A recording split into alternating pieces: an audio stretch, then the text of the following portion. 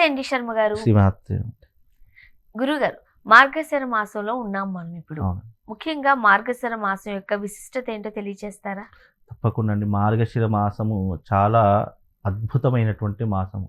ఈ మార్గశిర మాసము ఉపాసన చేయడానికి, గురువు యొక్క ఉపదేశం తీసుకోవడానికి, గురువుల యొక్క అనుగ్రహం పొందడానికి, అలాగే ఈ యొక్క మార్గశిర మాసంలో దత్త జయంతి వస్తుంది. అంటే సాక్షాత్తు దత్తుడు జన్మించినటువంటి మాసము ఈ యొక్క మార్గశిర మాసము అని చెప్పడం జరిగింది. కాబట్టి ఈ మార్గశిరానికి అధిష్టాన దేవత గురు దత్తాత్రేయ స్వామి వారు అని చెప్పడం జరిగింది. కాబట్టి ఈ గురు దత్తాత్రేయుణ్ణి మనం ఆరాధించడము, ఆ స్వామివారు ఉన్నటువంటి క్షేత్రాన్ని దర్శించడము చాలా విశేషమైనటువంటిగా మానవుని యొక్క జీవితంలో ఈ మార్గశిర మాసాన్ని గురువు యొక్క ముఖతగా మనము దీక్షను తీసుకోవడం కావచ్చు. అందుకే మీరు ఎప్పుడైనా గమనించండి, మీకు నవంబర్, డిసెంబర్ వచ్చింది అని అంటే గనక విశేషంగా అయ్యప్ప పూజలు జరుగుతూ ఉంటాయి. ఎందుకు అనంటే గనక గురుస్వాముల యొక్క ఆధ్వర్యంలో విశేషంగా అయ్యప్ప పూజలు జరుగుతూ ఉంటాయి. అలాగే ఈ యొక్క డిసెంబర్ మాసం వచ్చింది అంటే గనక తప్పకుండా దత్తాత్రేయుని యొక్క జయంతి వస్తూ ఉంటుంది. దత్తాత్రేయుని యొక్క ఉత్సవాలు ఈ మాసంలో జరిగేటటువంటి గొప్పనైనటువంటి మాసము ఈ మార్గశిర మాసము అని చాలా విశేషంగా చెప్పడం జరిగింది. మార్గశిర మాసంలో ముఖ్యంగా ఏం చేయాలంటే జప, తప, హోమాది క్రతువులు ఆచరణ చేసుకోవాలి. ఎందుకు అంటే కనుక మార్గశిర మాసంలో చేసే జప, తప, హోమాది క్రతువులకు, తీర్థయాత్రలకు, దేవతా దర్శనాలకు విశేషమైనటువంటి ప్రాముఖ్యతతో పాటు మనం దర్శించడం వల్ల మన జన్మను ఉద్ధరింపజేసుకోవచ్చు. మన జీవితంలో ఉన్నటువంటి కొన్ని ఇబ్బందులను అధిగమించేటటువంటి అవకాశాలు ఈ మార్గశిర మాసానికి భగవంతుడు అందించినటువంటి గొప్పనైనటువంటి శక్తి అండి మార్గశిర మాసము. ముఖ్యంగా ఈ మాసంలో ఏ దేవతను, ఏ దేవుణ్ణి పూజిస్తే మంచిది? ముఖ్యంగా మార్గశిర మాసంలో దత్తాత్రేయుణ్ణి పూజించడము, దత్త దర్శనం చేసుకోవడము, అలాగే దత్తాత్రేయుడి యొక్క పారాయణం, దత్త పారాయణం అని ఉంటుంది, గురుచరిత్ర పారాయణం చేసుకోవడము, ఇలాంటివి చేసుకోవాలి. మరీ ముఖ్యంగా ఈ మాసం వచ్చింది అంటే విశేషంగా గానగాపూర్ క్షేత్రానికి వెళ్ళి రావాలండి. విశేషంగా అక్కడ క్షేత్రమహిమ చాలా విశిష్టమైనటువంటిదండి. అంటే ఆ విశిష్టత గురించి తెలియజేస్తారా? గానగాపూర్ క్షేత్రం అనేటటువంటిది దత్తుడి యొక్క పాదుకలు ఉన్నటువంటి క్షేత్రము. చాలా మందికి తెలియదు. ఇంకోటి ఏంటంటే ఆ యొక్క గానగాపూర్ క్షేత్రంలో నదీ ప్రవాహం ప్రవహిస్తున్నటువంటి ఒడ్డున ఉన్నటువంటి క్షేత్రాలకు చాలా ప్రాముఖ్యత ఉంటుందండి. ఇప్పటికీ కూడా గానగాపూర్ క్షేత్రంలో విశేషమైనటువంటి గురుచరిత్ర పారాయణాలు చేస్తూ ఉంటారు. గానగాపూర్ క్షేత్రంలో ఉన్నటువంటి గొప్పతనం ఏమిటి అంటే గనక ఎవరికైనా జీవితంలో బ్లాక్ మ్యాజిక్ చేసినా, లేదా ఏదైనా దుష్టశక్తి ప్రభావం వల్ల ఎవరైనా కొట్టుమిట్టలాడుతున్నా, లేదా మానసిక ఒత్తిడి విపరీతంగా పెరుగుతుంది, మనసుకి ప్రశాంతత ఉండట్లేదు అనుకున్న ప్రతి ఒక్కరికి ఆ గానగాపూర్ క్షేత్రం సమాధానం చెప్తుంది.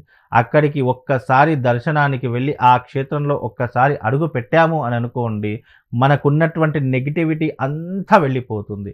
అక్కడికి వెళ్ళి మనము అక్కడ సప్తాహం అని చెప్పేసి 7 రోజులు చేస్తారండి గురుచరిత్ర పారాయణం. దాన్ని గురుచరిత్ర పారాయణ సప్తాహం అని అంటారు. 7 రోజులు అక్కడ నివాసం ఉండి 7 రోజులు గురుచరిత్ర పారాయణం చేసి మళ్ళీ మీరు మీ యొక్క పనిలో నిమగ్నమయ్యడం ద్వారా మీకు తెలియకుండానే మీ శక్తి సామర్థ్యాలు పెరిగిపోతాయి. ప్రతి మనిషి జీవితంలో అద్భుతమైనటువంటి శక్తులు ఉంటాయండి. అవి కొంతమంది ప్రదర్శింపగలుగుతారు, కొంతమంది ప్రదర్శించలేరు. ఎందుకు అంటే మన దాంట్లో ఆంజనేయ స్వామికి తన బలం ఏంటో తానకే తెలియదు, ఎవరో చెప్పేంత వరకు. అలాగే మనలో ఎన్నో శక్తులు దాగి ఉంటాయి, అవి మనకు కూడా తెలియదు. అవి ఏ రకంగా బయటపడతాయి అని అంటే కనుక ఇలాంటి పుణ్యక్షేత్రాలను దర్శించడము, ఇలాంటి పాజిటివ్ ఎనర్జీని గెయిన్ చేసుకొని మన శరీరంలో ఉన్నటువంటి సహస్రాది చక్రాలు ఏవైతే ఉన్నాయో దాన్ని యాక్టివేట్ చేసుకోవడానికి ఇలాంటి పుణ్య ప్రదేశాలకు వెళ్ళడం ద్వారా మనకు తెలియకుండానే మన సహస్రాది చక్రాలన్నీ యాక్టివేట్ అయిపోతూ ఉంటాయి. అలాగే సహస్రాది చక్రాలు యాక్టివేట్ అయ్యాయి, అవి వాటంతట అవి పనిచేయడం మొదలు పెట్టాయి అని అంటే కనుక మనిషి సాధించలేనటువంటిది, మనిషి చెయ్యలేనటువంటిది ప్రపంచంలో ఏదీ లేదు. ఎప్పుడో జరుగుతున్నటువంటి సంఘటనలు కూడా ఆటోమేటిక్గా మన మైండ్లోకి వచ్చేస్తూ ఉంటాయి. రేపు ఏం జరుగుతుందో కూడా చెప్పేటటువంటి శక్తి సామర్థ్యాలు కూడా మన శరీరంలోకి ఇమిడీకృతమై ఉంటాయి. కానీ దాన్ని మనం పదును పెట్టలేనటువంటి ఒక అజ్ఞానంలో బ్రతుకుతున్నాం, అంతే తేడా.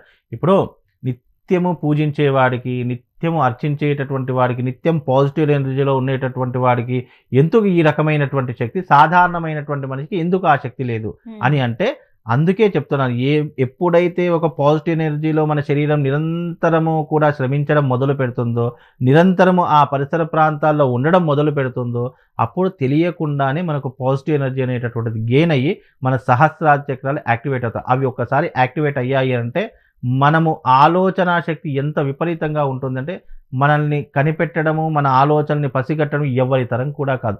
భూత, భవిష్యత్, వర్తమానాదులను కూడా తెలియజేసేటటువంటి గొప్పనైనటువంటి నాలెడ్జ్ దీని ద్వారా కలుగుతుంది. అందుకే గానగాపూర్ క్షేత్రం అనేటటువంటిది గొప్ప క్షేత్రము. అది చాలా మట్టుకు పౌర్ణమి, అమావాస్య వచ్చింది అనంటే అక్కడ లక్షలాది మంది భక్తులు వెళ్తుంటారు. ఇప్పటికీ కూడా ప్రతి పౌర్ణమి, ప్రతి అమావాస్యకు కూడా అక్కడ చాలా మంది విశేషంగా వెళుతూ ఉంటారు. గురుచరిత్ర పారాయణాలు చేస్తూ ఉంటారు. మీ జీవితంలో దత్త దర్శనం చేసుకోవాలి, దత్తుడి యొక్క అనుగ్రహం మీరు పొందాలి అని అంటే గనక విశేషంగా ఆ క్షేత్ర దర్శనం చేసుకోవడం చాలా విశేషం అండి. అక్కడి వరకు వెళ్ళిన తర్వాత మనం ఎలాంటి పూజలు చేయాలి, ఇది చాలా మందికి అర్థం కాని సమస్యగా ఏర్పడుతూ ఉంటుంది. వెళ్ళాము, ఏ పూజ చేపించుకుంటే మంచిది, మీరేం చెప్తారు? అక్కడ విశేషంగా పారాయణమే ప్రాముఖ్యత అండి. పారాయణం ప్రాముఖ్యత. అలాగే యజ్ఞానికి కూడా చాలా ప్రాముఖ్యత ఉంది. అంటే మీ జీవితంలో ఉద్యోగము, వ్యాపారము, లేదు రాజకీయము, లేదు అనంటే గనక ఒక సినిమా రంగము, ఇలా మీరు ఏ రంగంలో రాణించాలో ఆ రంగంలో మీరు ఉన్నతమైనటువంటి పొజిషన్కి వెళ్ళాలి అని అంటే గనక ఆ గానగాపూర్ క్షేత్రంలో నిద్ర చేసి అక్కడ గురుచరిత్ర పారాయణం చేయించి ఆ తర్వాత అక్కడ చేసేటటువంటి పారాయణానికి, హోమానికి చాలా వైశిష్టం ఉంది. ఇవి చేయించుకుంటే విశేషమైనటువంటి లాభంతో పాటు ఈ మార్గశిర మాసంలో గురు దత్తాత్రేయుడి యొక్క అనుగ్రహం పొందడానికి అనువైనటువంటి మాసంగా చెప్పబడుతుంది. ఆ గురు దత్తాత్రేయుడు మనిషికి ఎన్నో పరీక్షలు పెట్టి దర్శనమిస్తూ ఉంటాడని చెప్పేసి ఇప్పటికీ కూడా చాలా నమ్ముతారు. ఇప్పటికీ కూడా ఆ గానగాపూర్ క్షేత్రంలో దత్తాత్రేయుడు సంచరిస్తాడు. దత్తుడు అనేటటువంటి వాడు ఏదో ఒక రూపంలో అక్కడ మనుషులందరినీ కనిపెడుతూ ఉంటాడు. ఇప్పటికీ కూడా ఆ క్షేత్రంలో దత్తుడు దర్శనమిస్తున్నాడు అని చెప్పేసి చాలామంది గొప్ప వాళ్ళు చెప్పారండి. అంటే అది మానవ జీవితానికి ఎవరైతే అతీతులై ఉంటారో వాళ్లకు మాత్రమే అక్కడ దత్త దర్శనం లభిస్తుంది. అది విశేషంగా దొరుకుతుంది. అలాంటి క్షేత్రంలో అడుగు పెట్టడము అంటే అంత చిన్న విషయం కాదు. మనం వెళ్ళాలి అనుకున్నా ఆయన అనుమతి లేకుండా, ఆయన అనుగ్రహం లేకుండా ఆ క్షేత్రంలో మనం అడుగు పెట్టలేము. ఇది ముఖ్యంగా ఈ మార్గశిర మాసం అంతా కూడా ఏం చేయాలి, ఏం చేయకూడదు? మార్గశిర మాసంలో తప్పకుండా గురువులను పూజించాలి. అలాగే దత్తాత్రేయుని యొక్క ఉపాసన చేసుకోవాలి. గురు చరిత్ర పారాయణం చేసుకోవాలి.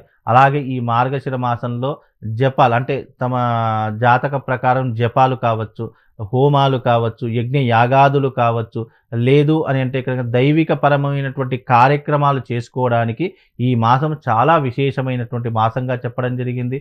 మన జీవితంలో ఏదైనా కోరికలు నెరవేర్చుకోవాలి, అద్భుతమైనటువంటి అవకాశాలు రావాలి అని అనుకుంటే ఈ మార్గశిర మాసంలో తప్పకుండా దత్త ఉపాసన చేసుకోవాలండి. ఈ మార్గశిర మాసంలో వీలైతే మీరు గురు చరిత్ర పారాయణం చేసేటటువంటి ప్రయత్నం చేసుకోండి. అంటే మేమే కాదు, మీరు కూడా గురు చరిత్ర పారాయణం చేసుకోవడం వల్ల మీకు శక్తి సామర్థ్యాలు పెరుగుతాయి. మీకున్నటువంటి అప్పుల బాధలు, అనారోగ్య సమస్యలు, బ్లాక్ మ్యాజిక్ కావచ్చు, లేదంటే ఏదైనా శారీరక ఇబ్బందులు కావచ్చు, మానసిక ఇబ్బందులు కావచ్చు, వాటన్నిటి నుండి మీరు బయటపడడానికి ఈ యొక్క ఉపాసన చాలా విశేషమైనటువంటిది. మీరు గురు చరిత్ర పారాయణం చేసుకోండి. అండ్ ఫైనల్గా ఈ మార్గశిర మాసంలో ఏదైనా క్షేత్రాన్ని దర్శించుకోవాలి అని ఉంటే ఏ క్షేత్రం పేరు చెప్తారు? నేను గానగాపూర్ క్షేత్రమే చెప్తానండి. దత్తుడికి సంబంధించినటువంటి గానగాపూర్ క్షేత్రము. లేదు అని అనుకుంటే కనుక ఈ యొక్క మార్గశిర మాసంలో కామాఖ్య అమ్మవారి యొక్క క్షేత్రానికి వెళ్ళడం చాలా వైశిష్టము. కాబట్టి ఆ కామాఖ్య కావచ్చు, లేదంటే గానగాపూర్ క్షేత్రం కావచ్చు, ఈ రెండు ప్రదేశాల్లో మీకు ఎక్కడ అనుకూలం ఉంటే అక్కడికి వెళ్ళేసిరండి. అక్కడ ఉపాసన చేసిరండి, నిద్ర చేసిరండి. తప్పకుండా మీ జీవితంలో నేను చెప్పాల్సిన పని లేదు, మెరాకిల్స్ అనేటటువంటివి అనుకోకుండా జరుగుతాయి. అలాంటివి ఎన్నో మెరాకిల్స్ తన జీవితంలో జరుగుతాయండి. ధన్యవాదాలండి.